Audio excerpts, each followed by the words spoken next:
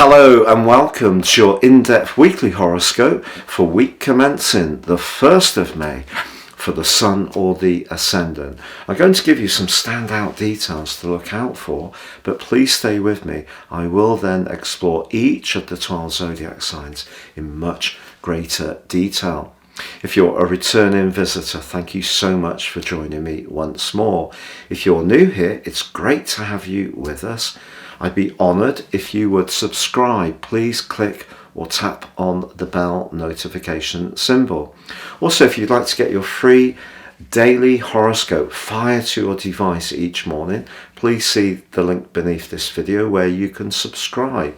And if you'd like to have a one-to-one with me, please also see below where you can read my testimonials. Now this week begins with a really important astrological event, and that's called the Mercury cazimi with the Sun. Mercury, of course, is retrograde at the moment in the sign of Taurus, and that's asking us to think very much about our sense of self-worth, our values, everyday money, and the foundations of our life. Also, the sign of Taurus, where the Sun is located along with Mercury and the North Node and Uranus, is very much about food and also about where we gain pleasures. It's ruled by Venus. So the combination of the Sun and Mercury so closely together as we see it from Earth, despite Mercury's retrograde, gives us a chance to try to be more flexible about some of our attitudes, which may be quite stuck and a little bit rigid. So if we can flex, that's a good thing. Now Uranus in Taurus, not its best location, is in a good alliance with Mars in Cancer, also in full. But that combination is asking us to think outside the box. Now, of course, the main event this week is the Scorpio lunar eclipse, an exact mirror image of the Taurus lunar eclipse, which occurred on the 8th of November last year and predicated the financial crisis that we have been going through since then. But Saturn, the planet of restriction, was in the sign of the collective, of the people, the sign of Aquarius when that event occurred. And that led to a lot of restriction for us all, but also a lot of outspoken pushing back around what's seen as perceived unfairness. So I feel that this particular eclipse is going to see more revelations, but also around not just the financial sphere, but also around some very famous people's attitudes to intimacy. So I'm trying to be very diplomatic there. So because Uranus is in the mix, I think we are going to see lots of more shocking revelations over the next 6 months, but also a continuing push to reset our attitude and relationship to our consumption of resources. So we're being asked, particularly with Saturn in a great link with the North Node, to actually embrace a more spiritual, emotional and psychological sphere rather than purely a material one.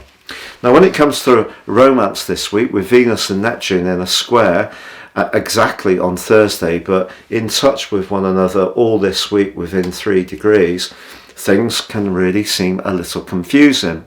If there is someone who's being very flattering but rather elusive, do proceed with caution. And that's the great thing about this Taurus energy this week, because it's asking us to gravitate towards the things that are really solid, tangible, and give us a sense of security. You know, whether it's making our own food from scratch, growing our own vegetables, going for a nice walk in the country, having a lovely cup of tea with someone we're very fond of. Those solid, secure things can be a great antidote to the swirling mist of Neptune applying to Venus, which can be very flirty, but also very deceptive. So if you do meet someone that you find to be very alluring, do proceed with a degree of caution. But then on Sunday, Venus relocates, joining with Mars in Cancer.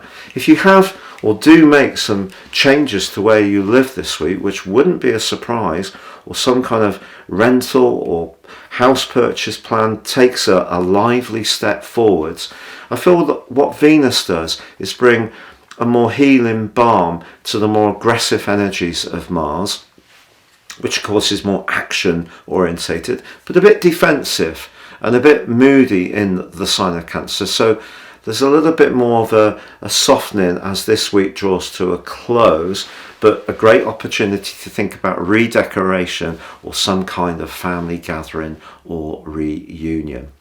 Now, please stay with me for your in-depth forecast from Aries through to Pisces. If you would like to understand how Sirius astrology can work its way into your situation in such a profound way, if you give me 3 pieces of personal birth data of time, date and place of birth, I can produce for you your life roadmap report, totally unique to you, which can help you to understand some of the patterns that have gone on in your life, but also get a much more intimate understanding of how to work with them. In my special package of 30% off, you can also get your 12-month personal forecast.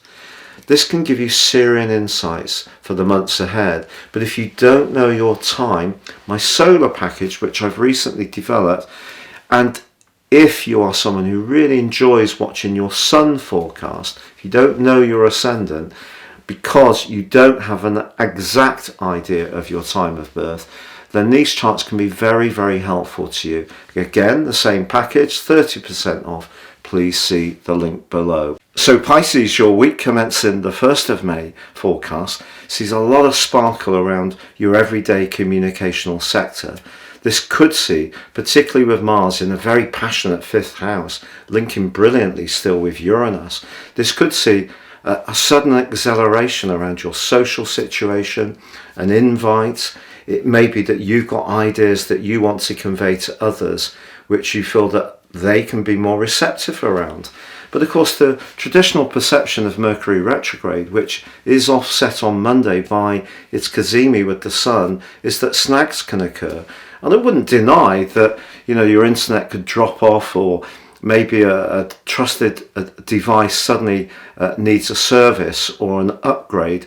That's part of modern life, and all we can do with Mercury retrograde is make sure that the things we can influence we carry out in an efficient and accurate and precise way. The 2 rulers of Mercury is Gemini, which is very dexterous, nimble and communicative, and Virgo, very much to do with that precision and being focused on where we can get tangible benefits. So any conversations you have, it needs to be with a purpose. But that could be compromised a little bit this week with a kind of swirling, misty influence between Venus and Neptune. I feel that that could actually see you do something around your home in terms of a decorative situation. Your imagination can certainly be very heightened by that, but when it comes to a romantic situation, it really will be when Venus moves at the end of this week, or even your social world, when Venus moves into your sister water sign of Cancer, joining up with Mars as this week draws to a close. That's going to give you a wonderful 28-day window to really demonstrate your warmth and the way that you can engage with people very charismatically. So what about the lunar eclipse? Well, it occurs in the rather private and sometimes secretive sign of Scorpio, but for you that's house 9, so that's very much engaged with the higher truth. The 3rd house, where you have this big massive energy this week, is the everyday conversations, those quick hellos, how you doing, those text messages, emails, but sometimes they are more workaday, whereas the 9th house is more about our philosophies, our higher truth. So I think over the next 6 months, because Uranus is on the position of the Sun, so opposed by the eclipse, it's possible that some of your ideas could be challenged, or maybe the way that you view life, because the 3rd house can be about our value systems, that could be changing. There could be some real upgrades that are going to go on. But of course, when we have changes like this, it's not necessarily a comfortable process. And because Saturn is in your sign, it may be that in some ways you feel that other people are being a bit picky or critical, but then in turn that can make you rethink.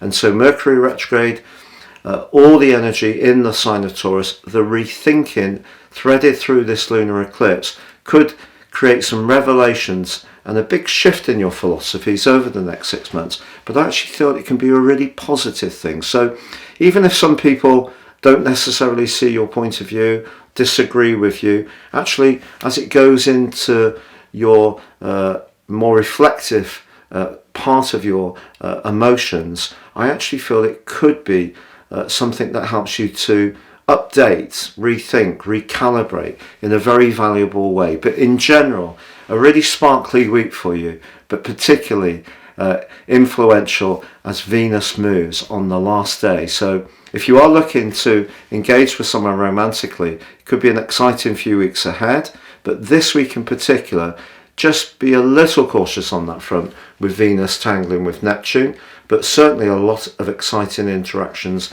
going backwards and forwards. It's been a real pleasure being with you. Please like, comment or subscribe.